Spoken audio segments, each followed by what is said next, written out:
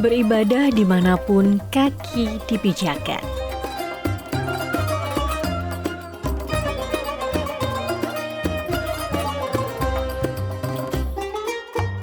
Melihat megahnya rumah ibadah umat muslim di belahan bumi lain.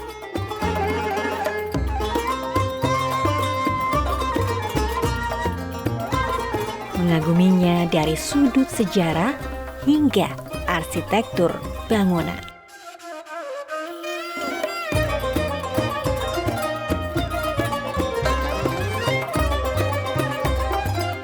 Inilah keindahan masjid-masjid di benua Asia. Jepang menjadi destinasi impian bagi siapapun. Salah satu yang membuat wisatawan nyaman saat berada di Jepang ialah kemudahan yang ditawarkan. Jepang menyediakan berbagai fasilitas, di antaranya vending machine untuk minuman hangat dan dingin, hingga loker penyimpanan barang yang menggunakan koin.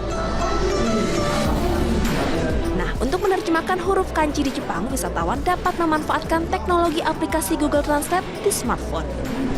Nah, kalau ke Jepang tidak perlu khawatir dengan huruf kanji yang tersebar di mana-mana, karena dengan kemampuan teknologi sekarang sudah ada Google Translate yang bisa menerjemahkan semua bahasa kanji yang ada di Jepang.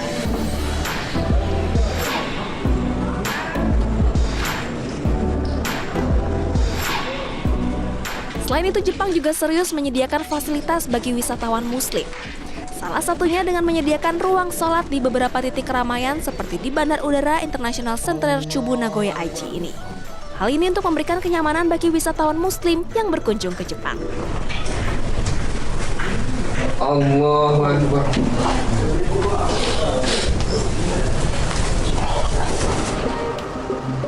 Wah, ternyata di Nagoya juga ada masjid. Nah, di Nagoya ini hanya ada satu masjid, tapi untuk prefektur Aichi sendiri ini ada 24 masjid. Kita lihat ke dalam yuk.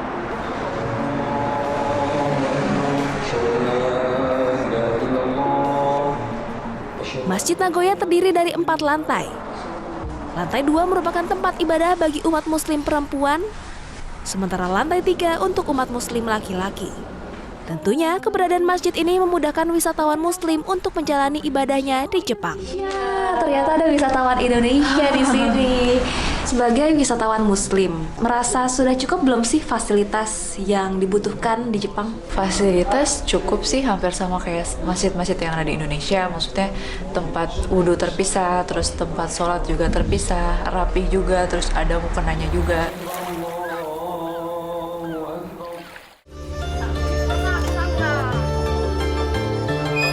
Ada satu tempat yang tak boleh terlewatkan.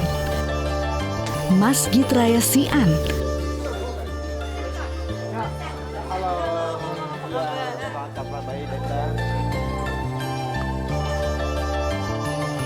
Masjid yang menyerupai kelenteng, namun digunakan untuk aplikasi yang berbeda dengan ukiran ornamen khas Tiongkok dalam bentuk yang lebih islami. Saat masuk ke kawasan masjid, kita akan menemukan kaligrafi Al-Quran tertulis di dinding maupun prasasti berbentuk batu.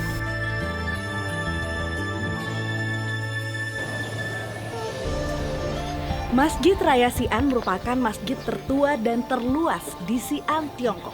Berdiri di areal 13.000 meter persegi, Masjid Raya Xi'an ini tidak hanya untuk beribadah, tetapi juga menarik banyak wisatawan untuk melihat arsitektur dari khas Tiongkok. Sejak abad ke-14, Masjid Raya Xi'an telah mengalami banyak rekonstruksi. Sebagian besar bangunannya berasal dari dinasti Ming dan Qing pada abad ke-17 dan 18. Masjid Raya Xi'an ini adalah bukti sejarah atas kehadiran agama Islam di negeri tirai bambu. Ditemani Mr. Lee, saya menemui Imam Ding, Imam Masjid Raya Xi'an. Bagaimana perkembangan Muslim di Tiongkok dan juga di Xi'an?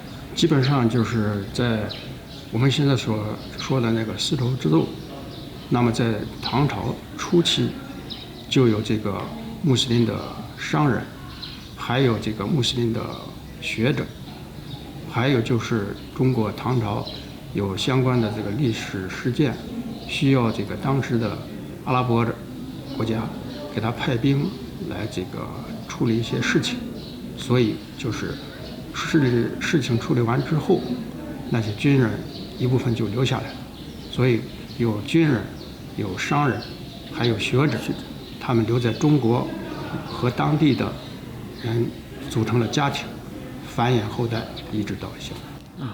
Pada awal dinasti Tang, ada pedagang dari Arab, ada intelektual dari Arab, ada itu tentara masuk ke sini dan bantu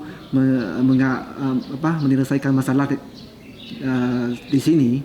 Setelah beres, mereka tidak pulang, tetap tinggal di sini dan menikah dengan warga setempat. Jadi agama Islam mulai berkembang dari sini. Allahu Akbar, Allahu Akbar, Allahu Akbar, Allahu Akbar. Masjid Raya Xi'an ini biasanya digunakan untuk sholat bagi jamaah laki-laki. Untuk jamaah wanita, boleh masuk dan beribadah, namun bukan untuk melaksanakan sholat berjamaah.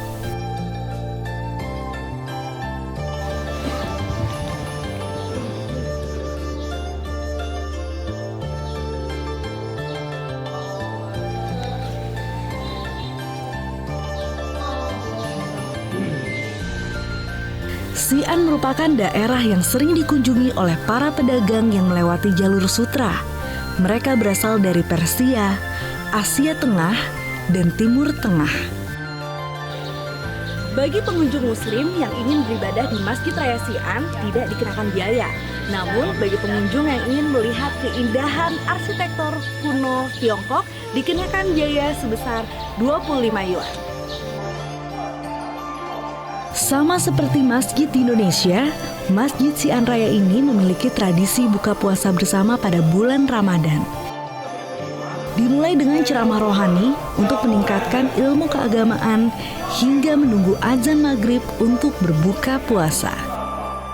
Masyarakat muslim di Tiongkok pada bulan Ramadan biasanya berpuasa sekitar 16 jam, dari pukul 4:30 pagi hingga pukul 8 malam. Wah, lama juga ya. Alhamdulillah, sudah waktunya berbuka puasa. Namun kali ini saya memang berada di ruang yang berbeda antara laki-laki dan perempuan.